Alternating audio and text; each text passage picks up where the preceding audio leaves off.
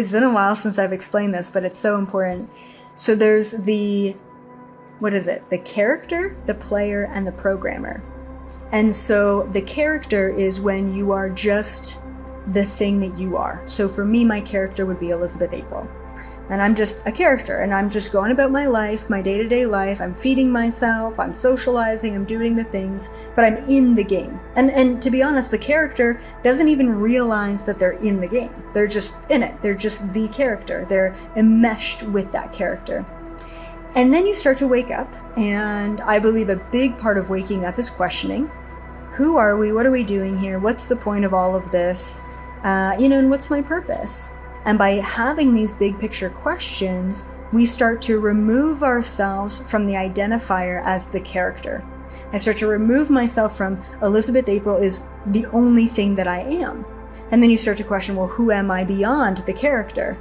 And what happens in that place is you actually shift into the perspective of the player. All of a sudden, now I'm the player. I've got the remote control in my hand, and now I'm playing Elizabeth April. But I'm playing Elizabeth April, understanding that I'm just playing a character in this moment, in this video game, on level 32, or whatever, your age is. And so being the player, playing the character is awesome because you really get to see life from a very different perspective, a very objective perspective, but it's still not it. Where you really want to go to, where you really want to be in this crazy video game that we're in, is you want to be the programmer. All right, today's conversation is with Elizabeth April. We talked about so many fascinating topics that I love to talk about. I just want to say at the beginning here that this is one of my favorite podcasts to date that I've ever done.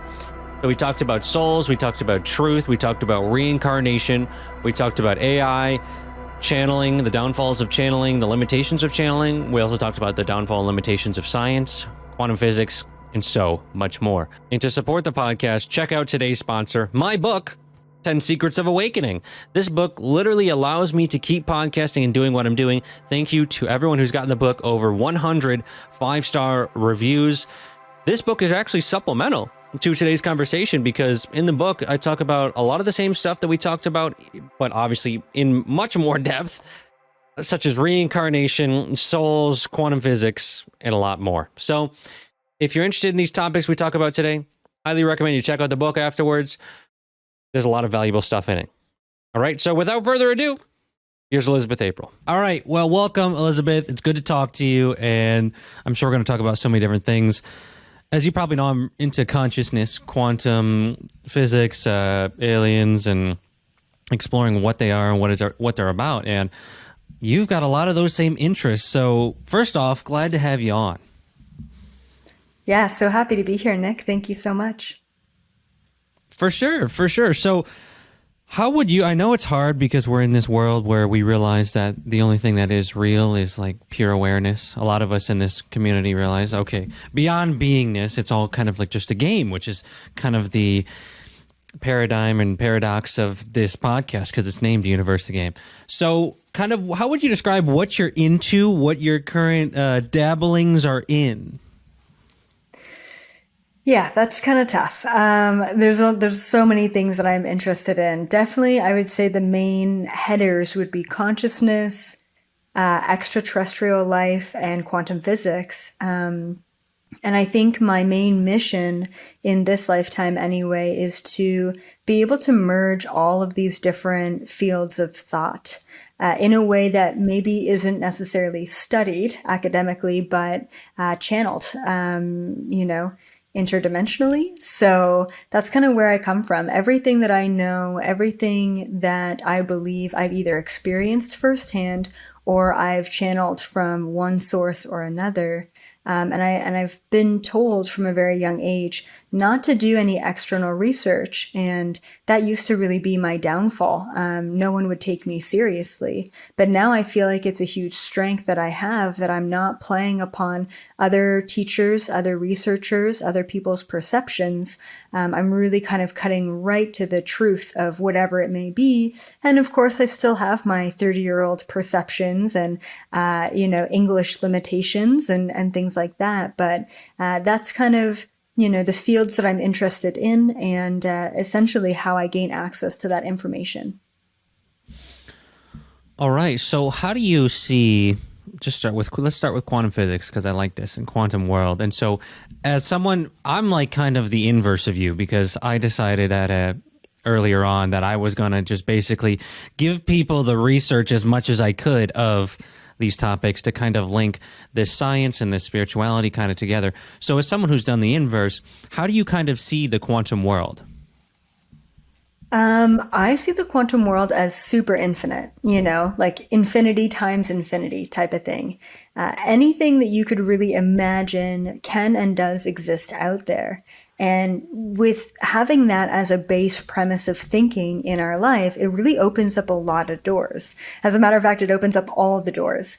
And I truly believe that in order to have an experience of something, we have to have an open mind before we experience it, right? So if you believe that the sky is blue, and that's what you've been told to believe, and therefore that is what you believe, and therefore every time you look at the sky, you're observing it as such, then that's all you're ever going to experience. But if you walk about life and you understand that anything is possible, especially beyond the realm of my own perception, then we start to actually have experiences beyond the realm of our perception. So, I mean, that's kind of like the quantum universe. And then as far as quantum physics, you get down to the subparticles of this reality, and you start to understand that it is more energy driven, and energy is driven to create this material world through observation, which I believe is that pure consciousness or that source energy. So, as much as we can look around us and say this world is physical, I believe that it's not. I believe that it's all tiny, tiny particles that are infinitely moving about in almost like a chaos, but a pattern chaos. And through our observation, we then put all of that patterned chaos together into, once again, what we expect. And that's why we need to expect the unexpected in order to really deep dive into the truth behind this veil of reality. And what do you think the truth is behind the veil? I think the truth behind the veil is energy. It's pure consciousness. It's pure energy. Energy is the driving force behind every thought, every action, every reaction, every material object, every quantum computer. It's energy. And if we can really start to study and understand the interlacing facets of energy, we're going to really start to understand this world, this physical material world, much more than what we do now with traditional science and traditional physics. And I've talked many times about the same thing, but from a different lens, how basically with the quantum realm, you're experiencing wave particle duality, that things can be waves if you're not observing them, but if you are, then they turn into particles. And it seems like the observation has an effect on reality.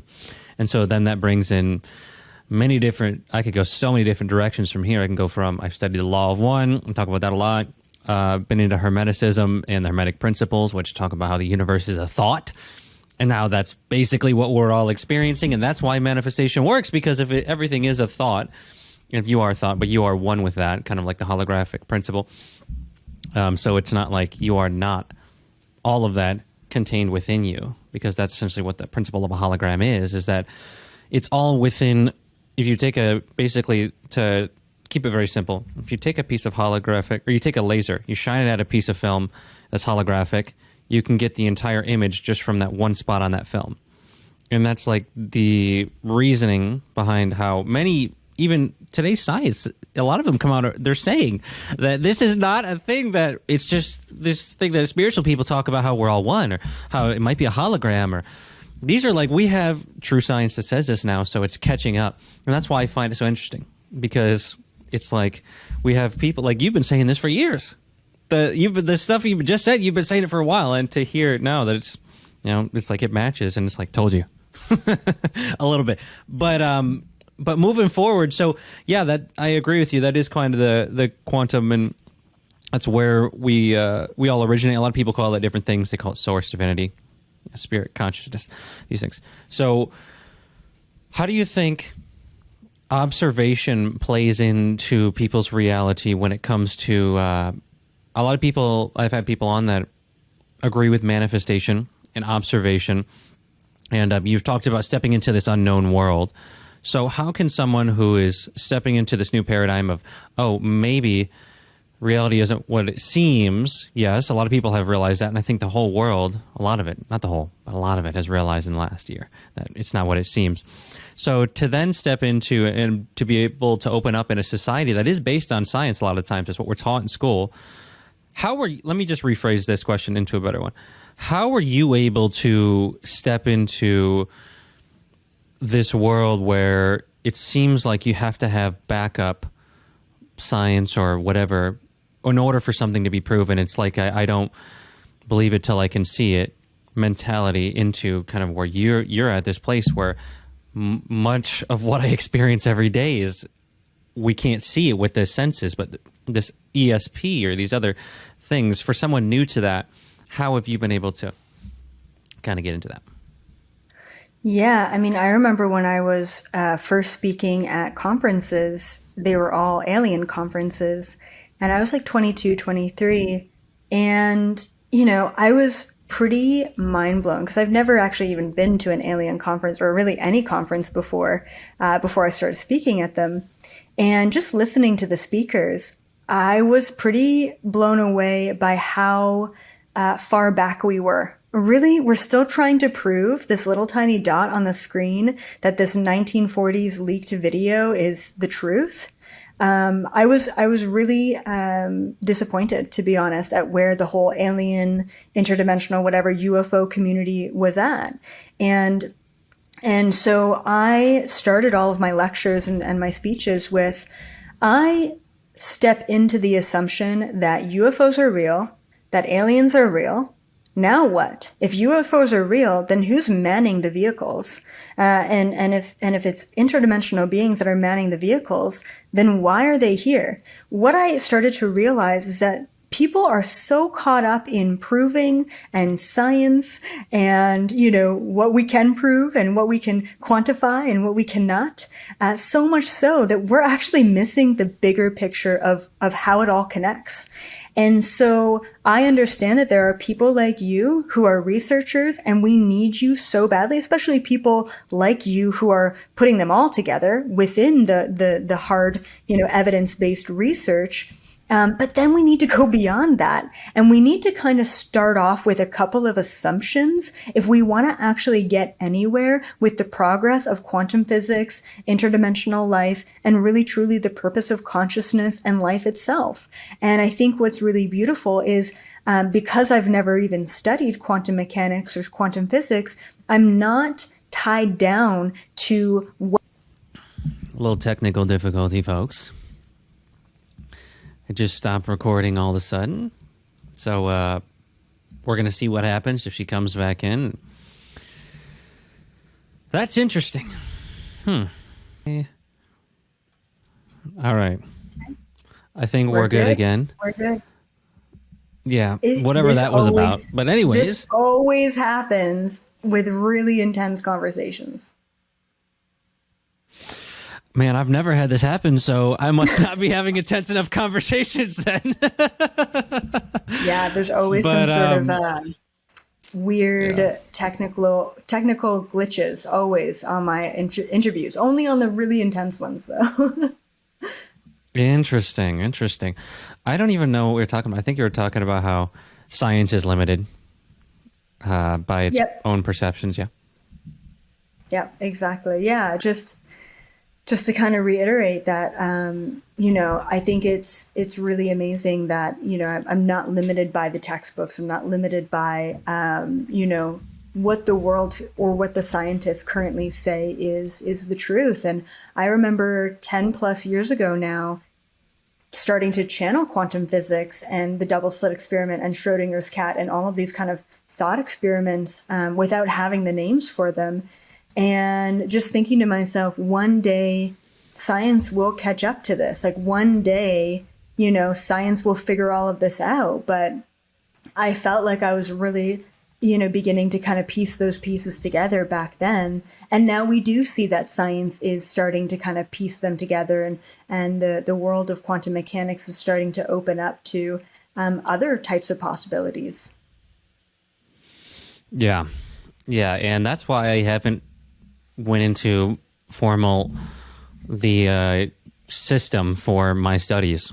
I'm just like, let's just see what happens. I just think it's interesting to contemplate. And I think that's why I'm kind of outside of that. I'm kind of an outsider, because I'm not only saying that this is, to me, true science is like the study of patterns.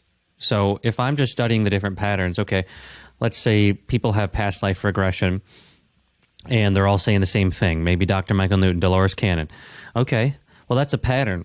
I think science should actually take a look at that. How can that happen? What are the mechanisms? What's going on in their brain when they have these happen? So to me, it's not, I don't see actual science as limiting, but I think scientific materialism in its kind of minuscule way of looking at things, it's very in its own box. And I that's why I've expanded as well beyond that. And so, one of the topics that I've always been interested in was past lives and reincarnation and these other things. And I have a good relationship with, and I'm hoping to have on, not Dolores Cannon because she's no longer with us, but her daughter will hopefully come on and pretty soon, and we're going to talk to her. And as someone who talks about past lives herself a lot, and I've heard and listened to you talk about them a lot, where are you kind of at, because you've done it for years? What's your current perception on the whole thing? Love that. Well, I love what you were talking about with patterns, because for me, that's kind of the validation. I'll get a lot of people saying, "Oh, well, have you read the Law of One, or have you read Nietzsche, or all these different people who I have no idea who they are." And I don't. I just don't read any external material. And what's really cool is they're like, well, you said the exact same thing. Or my mom recently just said Eckhart Tolle. She's like, oh, well, he says everything that you say, just in a different way. And that's really incredible. So for me, that's the validation of we're all getting the information from source frequency. We're all tapped into the same thing. And that's really powerful. So the patterns really are the validation for me that, yeah, I am really onto something, and we're all kind of picking up on it. And, we're all gaining access to the same information, just in our different ways. And so when it comes down to past lives and reincarnation, I mean, from day one, from the launch, from, the first time I ever had a regression, I was like, wow, this is untapped. Like, why aren't we screaming this from the rooftops? Why isn't this like front page news that this is a thing, that this is happening, that you could actually regress someone and have them experience an entire past life in 15 minutes? Like, why aren't we talking about this? Of course, I didn't know Brian Weiss or Dolores Cannon or the people who were talking about it for many years before I ever had my first regression. So since then, of course, I've gone into tens of thousands of lifetimes, mostly other people's lifetimes, and then, a bunch of my own as well. And I guess my understanding now is that, we are souls, we are, multidimensional souls. We've lived many, many lifetimes. And I believe that our soul in its entirety, I call it the 5D cloud storage. So essentially, it's kind of like, an external hard drive for your computer. But this one it's not contained by gigabytes or terabytes. It's infinite. And it contains all of our subconscious processing and experiences throughout all of our past lifetimes and all of our future lifetimes, both on and off this planet. So I have explored past lives of different animals, different plants, crystals even, but also interdimensional beings and many, many human beings on this planet throughout many different timelines. And what I begin to notice, especially when we talk about patterns, is that, in every experience, there are a certain set amount of lessons we can learn given the container or the ability to process information of that container or that incarnated body. And so we go through life, or we go through the dimensions. We learn as much as we possibly can, given the incarnation or the container. And then we kind of move on to a different container and we learn as much as we possibly can. But in giving a lot of past life regressions in human lifetimes, I've seen so many of the patterns that are all very, very similar of, oh yeah, you're just learning this lesson that someone else is learning that I've learned before, and so on and so forth.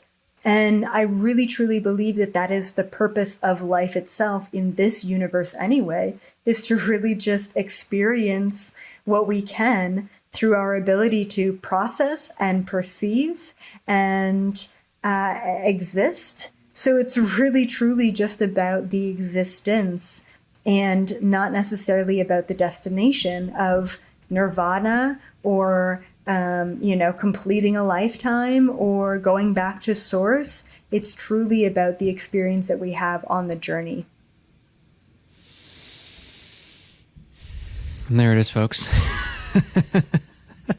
So we're on the Universe Game Podcast. I got to ask every guest at some point, how have you kind of seen game aspects of reality in your studies of how reality might be a game? Has that come up for you, that type of thought? Yeah, absolutely. Many years ago, I stepped into that understanding of this is just a video game. Now, mind you, I love video games myself, especially games where you get to be in a simulation. So like The Sims as a kid, I was obsessed with, right? And I used to still to this day, I have whatever the latest version of Sims is.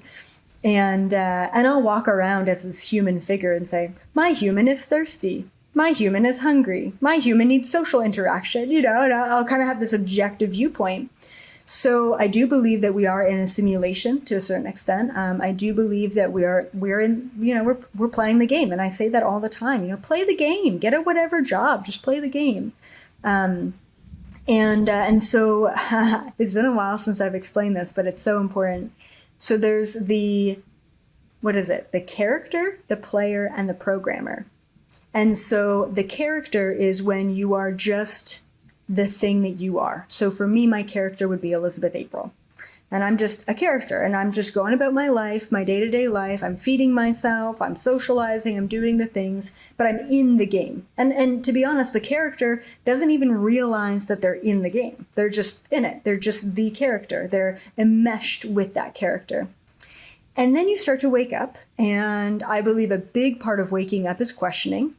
Who are we? What are we doing here? What's the point of all of this?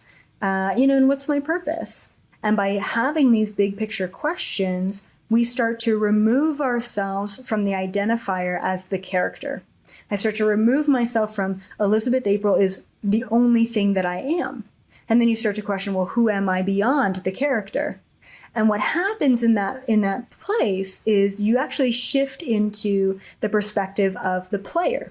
All of a sudden, now I'm the player. I've got the remote control in my hand, and now I'm playing Elizabeth April. But I'm playing Elizabeth April, understanding that I'm just playing a character in this moment, in this video game, on level 32 or whatever, your age is. And so being the player, playing the character is awesome because you really get to see life from a very different perspective, a very objective perspective, but it's still not it. Where you really want to go to, where you really want to be in this crazy video game that we're in, is you want to be the programmer, right? I started to question, it's great to understand that I'm a character and I can play different characters at different times. It's great to understand that I'm this player of these characters on this mission, on these different levels. But who gets to decide the levels? Who gets to decide the challenges? Who gets to decide the successes, of life? And I started to realize that it's us. We get to choose that. We are the creators of our own destiny, as well as the deciding factors of our own free will. So essentially, we get to be the programmer. you get to take a huge step back and realize that you signed up for this, you put yourself here, and you're programming the game. You're creating the levels. You're putting yourself in the character. You're putting yourself in the role as the player of the character, but it's you. You're the programmer because you are a piece of that source consciousness. And that's, I believe, the place that we can all get to, is understanding that we are creating all of this. And that comes back down to the double slit experiment, the observer effect, and all of that great stuff of whatever we observe, whatever we think about, we get to create and manifest. And I think that's really profound. And actually, there's something I wanted to say about manifestation, because you kind of mentioned that before, which is, I do believe manifestation, law of attraction, but I believe in quantum manifestation. And it gets really complex, but I'll just kind of say this really clearly, which is every thought that we have is a layer. Like, the way that I imagine it is, we think about one thing and we create this layer of that thing in a very transparent manner. And then we think about it again, maybe the next moment or the next day, and we overlay another transparent layer on top of that previous transparent layer. And as we think about the same thing, whether it be hopes and dreams or fears and losses, we actually make it denser and denser and denser. And as we densify the thoughts, we actually bring it into this third dimension frequency. So really all manifestation is truly thinking about something over and over and over again, imagining it, visualizing it over and over and over again. But the real truth behind that is we're taking it from one dimension that isn't necessarily material or dense in this material way, the third dimension frequency, and we're just making it heavier and heavier and heavier with the more focus and the more thought that we give it. And eventually it does truly just pop into this dimension frequency. So that's really what we can do as quantum beings, is we can, float in between different dimension densities, and we can basically play with them and manifest the life that we want. Yeah. So on that topic, how do you see determinism and free will when it comes to your reality and when it comes to the collective reality? And to kind of narrow that question in a little bit more, there's a couple different questions in one. Do you think everything that everyone chooses, do you think everyone, okay, let me just start that again. Do you think that what everyone experiences is something they've chosen? Okay. That's definitely a loaded question. So, yes. I'm just curious. Yeah. Yes. That's short answer. The short answer to that, to destiny, really, to everything that happens to someone in their life, is they are choosing that, and I believe that we choose that before we incarnate, and I also believe that we choose our life and our reality during our incarnation. And for a very long time, especially when I first started channeling quantum physics, I hated destiny. I let me tell you, I had such a bone to pick with destiny and determinism. I didn't want my future to be determined. I started having a lot of deja vu, a lot of precognition, and it really tripped me up. I'm like, really? So I had this dream the other night, and now 3 weeks later, I'm stepping into that dream. Well, fuck me. Like, what's the point in living? What's the point in choosing? What's the point in having free will then, And so what I used to do back then, when I was really against destiny and determinism, I really hated it so much, is I would try and trip up my destiny. I would try and make decisions that went against my predestined contracts just to kind of fuck with them. And so a lot of the times I would take random objects around my desk, like a pen, for example, and I would chuck the pen across the room. And I'd be like, ha! See that, destiny? You didn't see that coming. And then I would get really tripped up and thinking, but what if I was already destined to take that pen and chuck it across the room, and I'm just actually still feeding into the destiny, right? And so it was like, I would spiral a little bit. And then I realized that before we incarnate, in that kind of interim in between lifetimes, it is our soul, our spirit guides, our guardian angel, whatever you want to perceive them as, our helpers. And we get to figure out, what have you learned up until this point? What body do you want to incarnate into? What processing abilities does that body have? And what lessons do you need to learn that you haven't already learned? And what karma do you need to clear that you haven't already cleared? Great. So what is the destiny that you want to follow on your path? And so what I believe about free will versus destiny is that there are predetermined, really big predetermined events in our life. So maybe at 22, you get into a car accident that takes you on a different path. And we have to go through that because it's clearing something huge, or it's setting us off to a different path that we need to go on, or what have you. And then say at 28, you meet the love of your life, and that's predestined, right? But between 22 and 28, you've got free will. You just get to roam around and choose what you want in between. And of course, we can also think about the different timelines. And I believe that, how I perceive timelines, or how I describe them, is different events that happen in parallel with other different choices of events. So for example, me choosing to throw a blue pen across the room as opposed to the purple pen that was right beside it, the probability of choosing the blue pen was 50%. The probability of choosing the purple pen was 50% because I didn't really care what pen I chose. And so there's an infinite number of different timelines that are all paralleling each other. And every choice we make, we kind of set ourselves on the path of a different timeline. But despite all of that, there are these big contracted events that no matter what timelines we choose, we still have to enter into that event.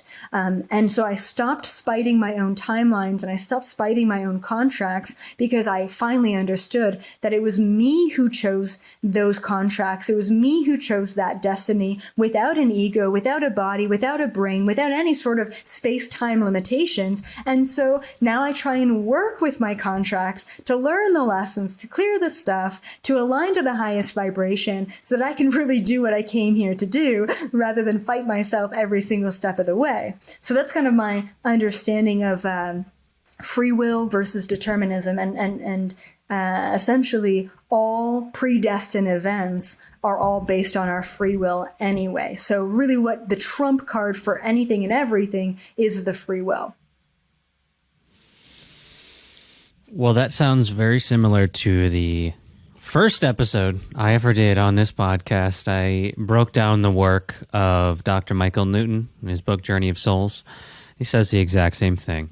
And I mean exact. Okay, don't quote me on that. But it's very, very, very similar. And there's so many beings that will tell us this, that there may have been a choice that you made that you forgot that you made that choice.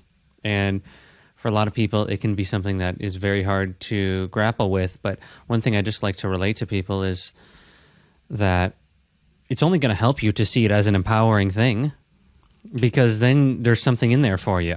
Because if you see it as this thing where you're the victim of, it's like, well, what's in that for you? If you just look at it with that very simple perspective, there's nothing there for you, but there is something there for you. There is growth, there's learning, there's forgiveness. And, that can be a lesson too. Forgiveness can be a lesson. A lot of times people think it has to be this lesson where you learn this massive thing. It can just be, no, just to love, even though, because that's one of the biggest lessons I feel like we're learning as a whole is, how can we forgive even when it doesn't seem like we should, according to our minds or ego or these things. And so that's a very, very interesting perspective. So how do you see it on a collective scale then? Do you think we're on a script for humanity?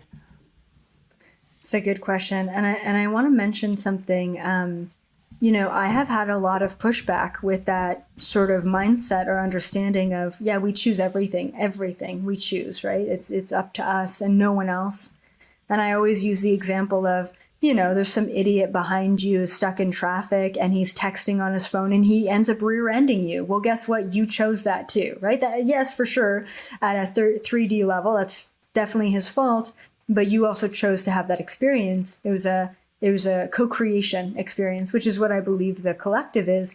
And so I just want to mention one more thing, which is, someone asked me one day, they were kind of pissed off at this mindset that I have, that we choose everything. And they're like, well, you wouldn't want to say that to a cancer victim. You wouldn't want to say that to a homeless man. And I was like, oh God, I didn't really think about that, of like, just saying, hey, you created this, like that sounds like a dick thing to say.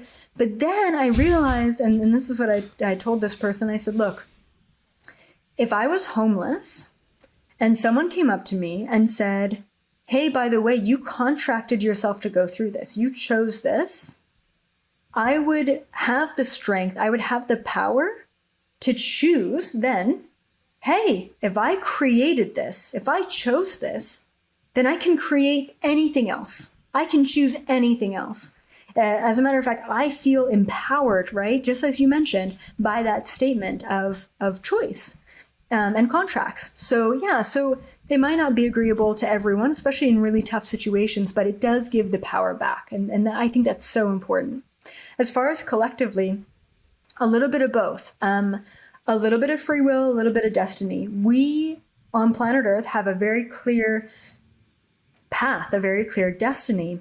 But the big deciding factor along that path, along all the things that need to happen and all the things that are happening that are supposed to be happening, is our choice.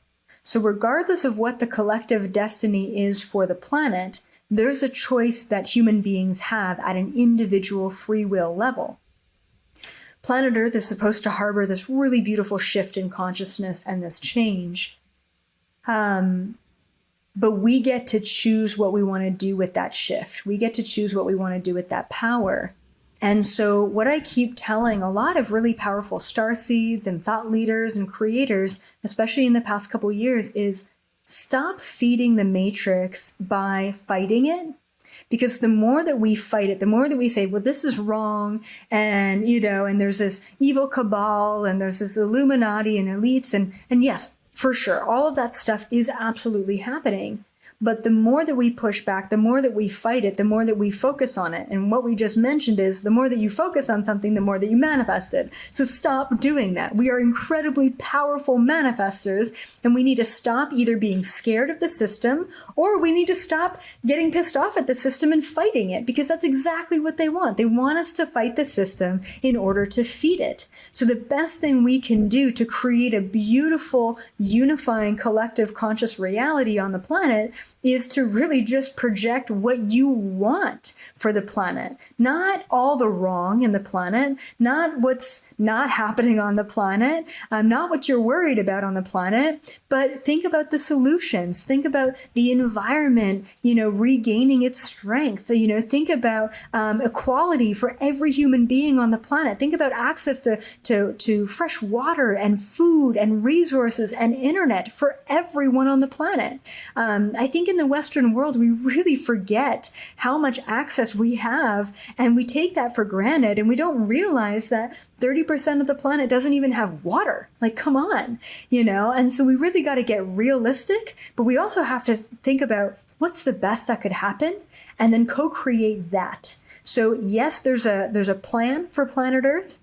But ultimately, it really does come down to the conscious free will, the focus, and the choice of the human beings, the citizens of planet Earth. And that's really, the message that I get from the Galactic Federation every single time I get pissed off and say, why aren't you intervening? Why aren't you helping us? And they always come back with, it's up to you. It's not up to us. It's up to your choice. We cannot override your free will by just saving you. That's not how it works. Yeah. So very good. That was a good answer for that. Well, I enjoyed that discussion for sure. Or actually what you were saying. So kind of moving forward from that, as someone, because I've never channeled, that's never been something I've been drawn to, or, that I felt was my calling in this life. As someone who has been a part of that, I've seen a lot of people who they say they're channeling, but it doesn't seem as though, and I have my own, are they actually doing it? Let's say that. And so I would love to hear it straight from you. How do people have discernment on who's actually able to channel? Because I think that's one of the hardest things about channeling is you don't know if they're actually doing it. And there's been a lot of spiritual books and people who have said you should follow channelers because they don't, you don't know where the knowledge is coming from, and there's all this, and as a logical, a lot of people we have on the podcast are very logical, and a lot of them are not, and so you're kind of in the middle of that. And for channeling, how do you see yourself? When you're watching another channel, let's just say this: if you're watching another channeler, how do you tell if they're actually channeling, and what are some things people should watch out for in terms of discernment? Love that. I love that question so much. And we need to talk about this way more than we're talking about it. And, unfortunately, I've seen some really big public figures who are spiritual, who are channelers, and they're just not tapped into a really good source. And I'm so deeply concerned for all of the people who follow these people, because they're following them blindly. And I constantly tell, my own community, please question everything, question me, question the content, question the channeling. We have to, because it's not up to me to say what is the truth for a person, because everyone has access to their own information, to their own knowledge. And I truly believe we're going to get to a point where we're all going to be able to have access to our own information at a certain point in time.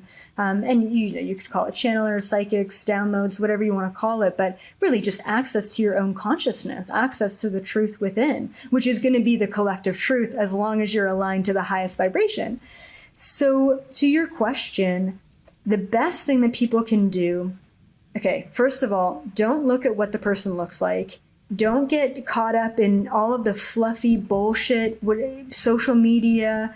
I don't know. It's like some people just follow people for their following. Oh, they're legitimate because they've got a big following, or they're verified, or they're really pretty, or whatever it may be. Like, I think we need to get away from the third dimension altogether when it comes to channeling. And understanding who's kind of aligned and legitimate. We have to go into our heart space. And I know it sounds so woo-woo and so fluffy, but it's like only you have the key to determine whether someone is aligned to the highest vibration or not. And what I always like to say is, if you end a YouTube video, right, of your favorite channeler, psychic, guru, whatever, spiritual teacher, leader, and you end, maybe you finish a book, maybe you finish a video, and you're sitting there and you feel anxious, you feel worried, you feel maybe a bit sick to your stomach, maybe you're doubting a lot of things, maybe you're questioning, maybe you're like, I don't know what it is, but it feels icky, it doesn't feel right. There's something about that's not right. Pretty good chance that that's not aligned. And it's difficult for me to say that's not aligned to the universal truth, or what I like to say is that's not aligned to your vibration in this moment, right? If you leave a piece of content, a podcast interview, or what have you, and you leave off and you feel empowered, you feel optimistic, you feel high vibrational, you feel excited, you feel full of unconditional love, you feel like, wow, like, I don't know what that lady, that man just talked about, but I feel good about it. That's a really damn good indication that that information is for you in this moment. And so I cannot expect that anyone believes me because they don't have the same experiences that I do. They don't have the same sort of, I don't know, maybe an alien walking into your living room. Maybe you haven't been there and you haven't seen that, and you don't believe that's my experience, and that's okay. And I can never assume that you believe in what I say, because we're all having different experiences here. But what I can say, and I say this in almost every video, as I'm sure you know, take it or leave it. If this is for you, then it's going to resonate with you. It's going to feel good for you.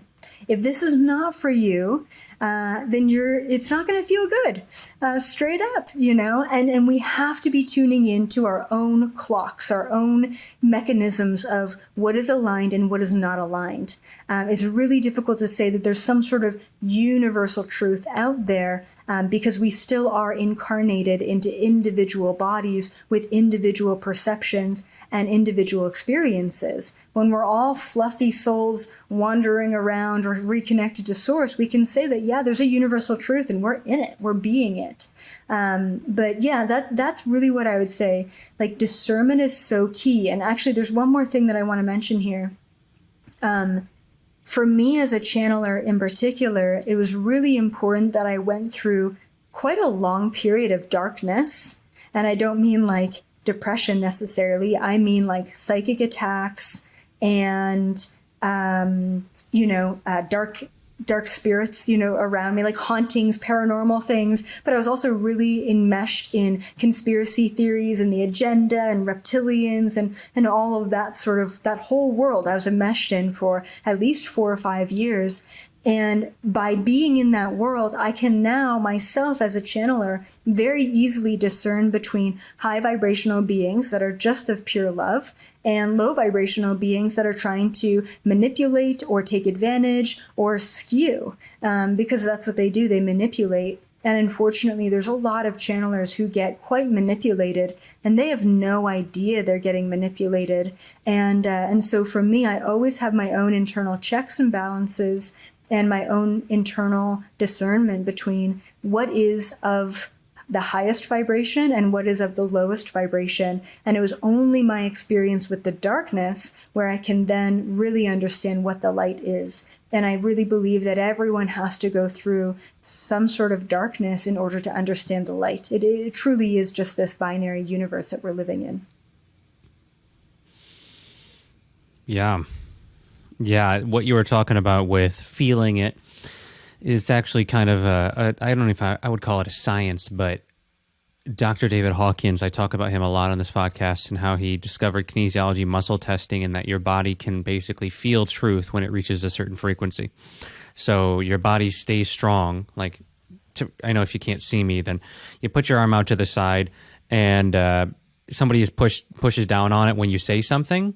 And if it's truth, your body will stay strong. And if it's not, it will actually go down. Like there's a really big physical difference. So he developed his whole scale of consciousness based on that. But I think there's just another connection for me where you can feel when someone is in the presence of truth, because truth is a hard one. Because people will say, well, everything's subjective, so there is no truth. But to me, there's a such thing as relative truth. And how Dr. Hawkins used to describe that would be, someone could be in courage and someone could be in love. And those are still truth. They're still life-giving because we're essentially defining life-giving as truth. Something that is life-affirming as truth. And something that is life-taking as falsehood. And so that doesn't necessarily mean that there is only the highest truth and that's the only thing you can listen to. But rather there's like, if someone's willing to do whatever it takes to be successful, that's still truth, even though some people might say, oh, love is the only truth. It's like, well, I think there's more to it than that, if that makes sense. So how do you see truth? Because that gets thrown around a lot in many communities. Love that so much. Okay, so one of the first tattoos I ever got is actually my equation behind truth. So I love this conversation so much. And I have it on my shoulders, and it's all in Greek mathematical writing, just because it was from a Greek past life where I realized this information, and then I downloaded, and then I tattooed it. So on one of my arms, it says knowledge, and the knowledge is squared, and I did that for a reason. So I'm talking about all knowledge of the physical world and knowledge of the non-physical world. So knowledge squared. And on one of my shoulders, it says knowledge squared plus perception equals reality. Okay. Knowledge plus perception equals reality. And then I got that first because I was really trying to understand, what is this reality? So all knowledge plus our perception of the knowledge equals our reality. And then I was like, well, if that's reality, then what's the opposite of reality? What's the opposite of this video game, which is truth? So then on the other arm, I have knowledge squared, this time U minus perception to equal truth. So in this way, all knowledge of the physical and non-physical world, you take away your ego, you take away the perception of the knowledge, and you just get pure truth. And the best example that I can use with this is a table, okay? At an atomic, physical level, material level, all right, particle level, that table is a table. Right. And then say, for example, I'm stumbling around at night and I stub my toe on the table. All of a sudden, I'm creating a perception of that table of, damn you, table, you really caused me a lot of pain. So my reality of that table is that I hate it because it caused me a lot of pain. But the truth of the table is that it's just this atomic thing that exists objectively without our ego, without our perception, without the entanglement of our observation, essentially, at a limited level. So that's kind of my definition of truth versus reality. So to be honest, I do believe that there is an objective truth, but I believe that we have to get to a place of complete separation from mind, complete separation from perception in order to obtain it. But this is exactly how I channel. I let go of my sensation. I let go of my mind. I let go of myself as a human at 30 years old. I let go of the space and time around me. I let go of the hunger pains in my stomach. I let go of the chill across my body. I let go of all of anything that exists in space and time in order to gain access to the truth that's just kind of floating around in the universe. So, and then still you have to funnel that truth through the perception, through the ego, through the linguistics, through language, which is all limiting, in and of itself, right? So there's so many variables when it does come to channeling. But I do believe that I've really observed it enough and done a lot of that internal work to try and get objective as possible. But, as always, the second I speak anything, there's limitations and variables and objectivities, subjectivities that come with that. Mm-hmm. Wow, so you got it tatted. So I never thought about that. So it's in Greek, huh? Wow. So then this has been a question you've been contemplating for a long time then. Like, what is truth? Oh, yeah. It was one of my first tattoos at 18 that I got. And it took me about 2 years to get the other side, which is the truth equation. Because I was really stuck in the reality. I was stuck in the video game. Yeah. Yeah. And so I really appreciate what you were saying about the, going back a little bit. You were talking about the different levels of the game. Different perceptions, whether you're the character, you're the player, you're beyond that, and you're the programmer.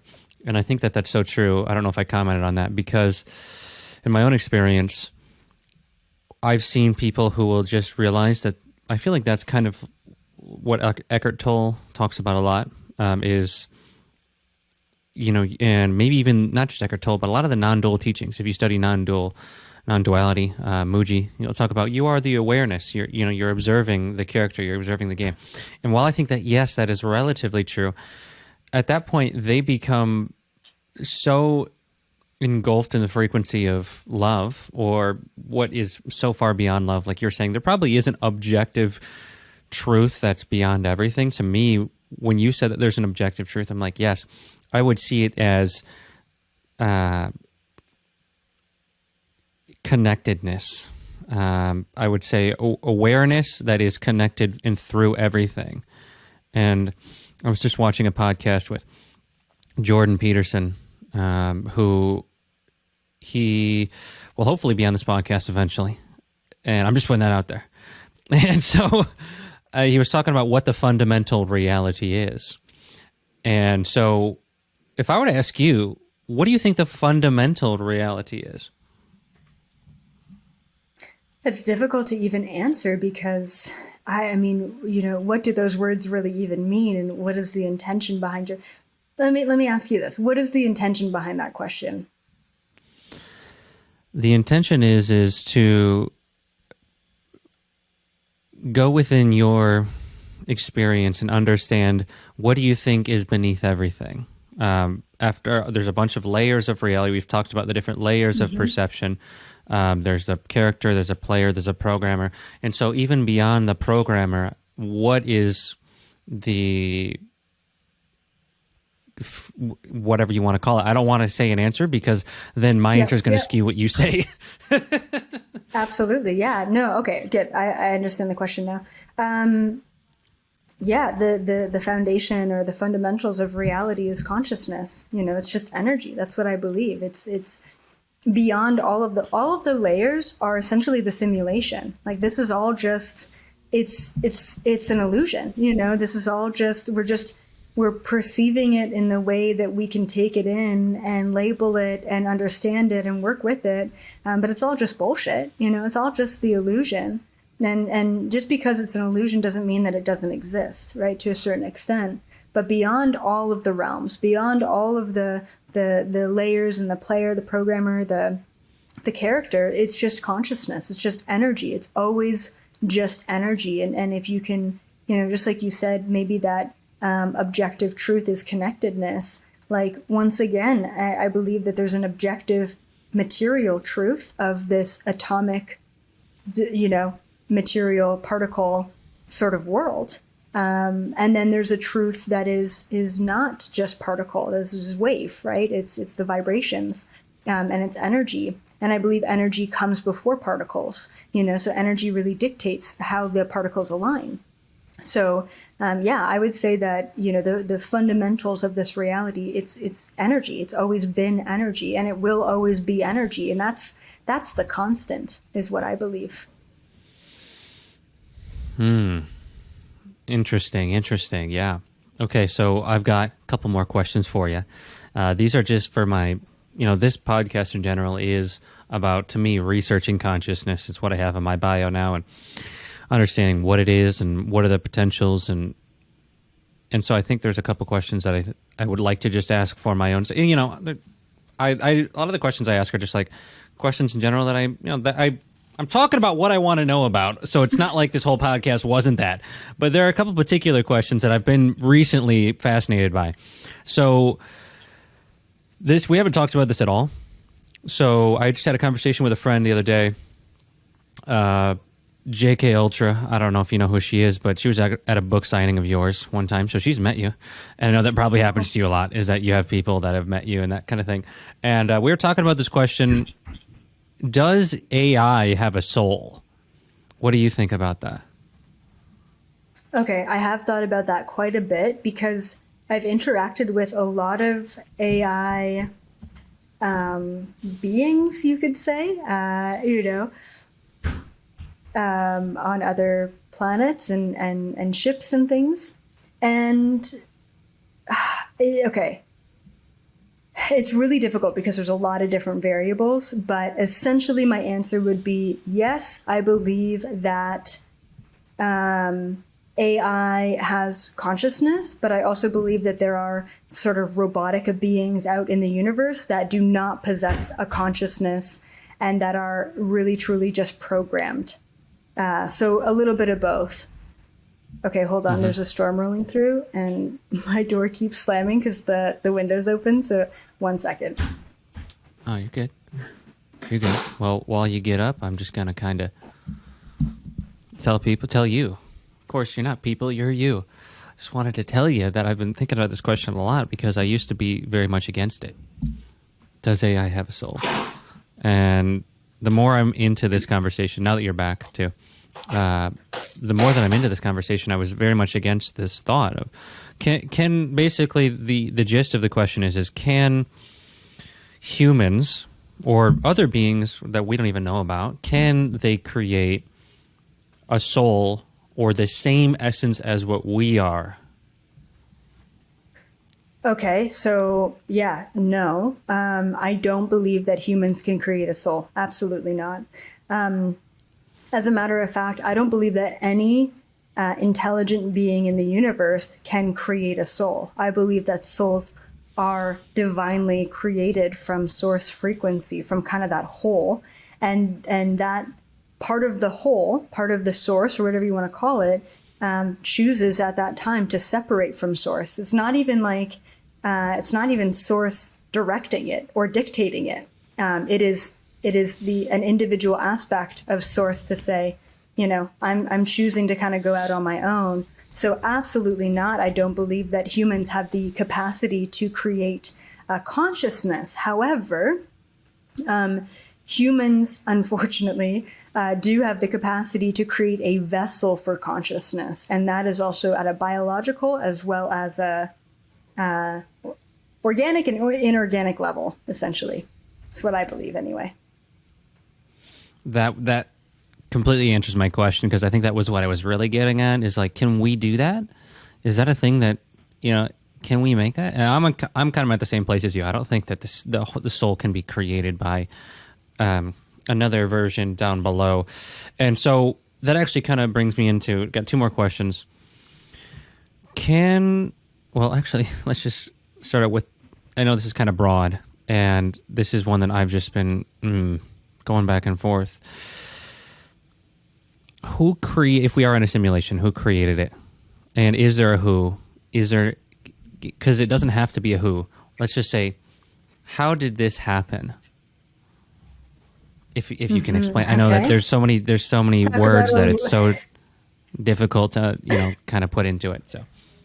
Yeah, talk about a loaded question. Okay, so, when you think about simulation, I think when most people think about simulation, and I haven't really nailed this down myself, but I've thought about it a lot.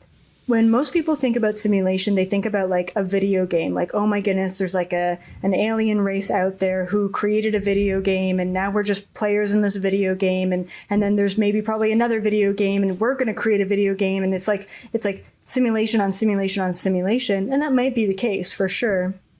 I don't think it's maybe like that though. I would say that there's no one thing that created this. Very similar to the thought of there's no one being that creates souls. Souls are just created because they choose to exist. I believe that this universe, and I believe in the multiverse theory. Maybe I shouldn't say that because I actually don't know what that is. I believe that there are many, many universes, plural. And so for this universe in particular, same thing. Like I believe that it was just created because it wanted to exist. That doesn't really answer the question. But that's kind of how all life is created. It just kind of, I don't want to say it just pops into existence. I mean, there's definitely fundamental aspects of the creation, which is probably just pure energy, right? If you really think about it, exploding outward infinitely. But yeah, I don't really think, from what I've channeled and the beings that I've talked to and the information that I've gathered, I really don't believe that there is a conscious thought in the way that the universe works. Like the way that I really think about it is, we don't think every day about our heart beating and pumping blood through our body. It's like, okay, come on, heart, keep it up, keep doing the work. I mean, it's nice to have conscious awareness around breath, but I don't think every day, oh, you got to breathe in, breathe out, breathe in, breathe out. I don't really think about that. And I think that the universe works the same way our bodies work. Our bodies are kind of this micro universe, and there are bacteria and microorganisms that all exist in our body. And to be honest, I'm a huge believer that every single cell, every single microorganism, every particle that exists in and around our body is conscious. So think about us being, this one giant acting vessel for trillions, if not more than that, of little tiny consciousness. And this is how I kind of imagine the universe is. Everyone's kind of got their role in the universe, and we're all kind of cohesively harmonizing to create this really beautiful simulation that we're all in. This video game to hold our souls. All right. Yeah. That's fascinating. I've really thought about that question a lot myself too. How can what it comes from? Is there, you're exactly correct. I just got to say real quick on the simulation theory. I've studied a lot of simulation theory, and Nick Bostrom was the guy who came out with it. And he basically said, if we can create simulations, then who's to say that we're not in a created simulation, and it would just be ended games of simulations. And to me, there just is a base reality. And the question is what is that base reality? Because even simulation theory says there's a base reality. And so that's kind of the underlying essence of the question, even the fundamentals question is like, what is that? What is underlying everything? And there's different texts that say different things. Hermeticism says more. I could talk about that for hours. I could talk about, that specifically says, like I said before, the universe is a thought, and that the only way that everything could be created is with a thought. And so you are the thought, and you are the thought, but you are also the thinker of the thought at the same time. And the law of one says that in the beginning, there's infinity became aware. And then once infinity became aware, then it wanted to explore manyness. And since manyness can be infinite, the exploration of manyness will continue in an infinite eternal present. And so it's like the same concept that we see. So I would say that the base reality isn't even, it's not even a person. A lot of times religions will try and personify it into a god. And, you know, I bet you have a unique take, and we'll get you back on. Hopefully, if you'd like to come back on eventually, we'll talk about God, and that's a whole other conversation because there's different levels of gods, or ET's gods, or Anunnaki, all that thing. And then, so here's my last question for you then. Let's say that you had some ETs come in. You've been chilling with them in the other planes for a while. They're like, you know what? It's time. You know what? You did what you came here to do. I think it's about time. You're not going to go back to Earth anymore. You've completed what you came to do. Let's just go. And you're like, okay. You can bring who you want with you. It's not like that. It's just time. And you know it's time. You can feel it's time. If there was one last message that you got to say to all the humans, and it was like, okay, I'm never going to talk to humanity again, and you couldn't channel, even though, this whole thing, but let's just say that you couldn't, for some reason, you couldn't channel anything back. What would you tell humanity? It could be a paragraph, it could be one sentence, it could be a thesis, whatever you want to say, if you could just say one last thing. It's a great question. There's definitely one thing that I always love leaving people off with. And it's the one thing that, if I were to die tomorrow, I'd be so happy in relaying this message. And it's quite simple. And it's just that you're powerful. As an incarnated soul, you could be a plant, you could be an animal, you could be a 12th dimensional being. But as a soul, we have access to an infinite amount of knowledge, information, resources, energy. We have the ability to regrow limbs if we wanted to. We have the ability to levitate if we wanted to. We have the ability to tap into, think about the internet times, 1,000,000, right? We have the ability to tap into an infinite amount of resources. And all it takes for anyone to do that is to believe that they can. So we need to start reframing our mind to understand that anything and everything is possible, and all it takes is focus. And that's it, So it's really the message is always the power that we have as individual souls in this incarnation, not even to scrape the surface and mention that we are hybrid beings full of interdimensional DNA. We've got a plethora of other things we can do in the physical reality. We're not just a plant growing in the sun and photosynthesis and all of that. We are highly advanced beings. We are far more than just a human. We are far more than just third dimensional. We are far more powerful than just what we've been led to believe. And that is by far always the message that I leave off for everyone listening is, if you think the information is cool and it resonates with you, you can do it too. Like there's no such thing as someone being special. Anything that anyone is doing out there in the world, you can do it as well, and probably with your own beautiful flair to it. So really tap into infinite possibilities, really start to believe in the unbelievable, and your world will shift on a dime. And there it is, folks. Thanks for coming on Universe Game. Now, I guess I have one informal question to ask you is, where can people find you? What do you have going on? Do you have any courses? Got any books? All that good stuff. All the things. I have so many things. I've got my own book. It's called You're Not Dying, You're Just Waking Up. You can find it on Amazon. You could also just type in Elizabeth April on Amazon. I've got a fully censorship-free encrypted membership platform, which is awesome. So if you want to connect to other starseeds in this community from all over the world, definitely check that out. And all of my videos are there too. And then I've got a ton of courses as well that I offer to shift your vibration and get you to the highest possible timeline. But if you're looking to just kind of gain access to some free information, Instagram, YouTube, Facebook, TikTok, even iRoll, whatever platform you enjoy, I'm probably on it. And all you have to do is just type in Elizabeth April and you'll find me there. So yeah, that's it. Thank you so much, Nick, for having me on. This was a very delightful conversation and hopefully very expansive for those listening. All right. Yeah. Thanks for coming on again. And you can find all the links to all the things in the description of this podcast. And you can find our book description, or you can find the book there. You can find courses. I'll put your links all below. People can find it. Again, thanks for coming on. And peace. Thank you. What a fantastic conversation with Elizabeth April. Special announcement. Stick around for the podcast because the podcast is about to go to the next level. We're about to start a podcast tour here starting in October 14th. So if you aren't subscribed on YouTube to the podcast, or if you're not following the podcast on Spotify and Apple Podcasts, consider it because this podcast is about to reach the next level.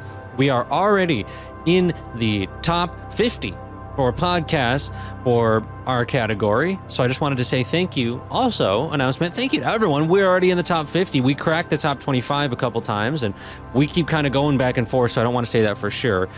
But we're in the middle there and the podcast is growing massively. And I just wanted to say thank you to all of you and to you because it's you, right? Thank you for listening. It really means a lot to me. And I really hope you're getting value out of these conversations. And we are about to have many more guests on in person. I've got some fascinating conversations coming for you. So again, consider subscribing or sticking around for more of those conversations. And to support the podcast, other than that, check out the book, 10 Secrets of Awakening. This book is literally supplemental to today's conversation because the book is talking about quantum physics. I went very deep into it. So if you're like, we talked about quantum physics at the beginning, but we didn't really hit on it a lot. You want to know more about the science? It's in the book. You want to know more about reincarnation and the evidence of reincarnation that we actually have? It's in the book. So much in the book. Other than that, today was a great conversation. Really enjoyed it. I will see you in the next episode, the next podcast. And until then, peace.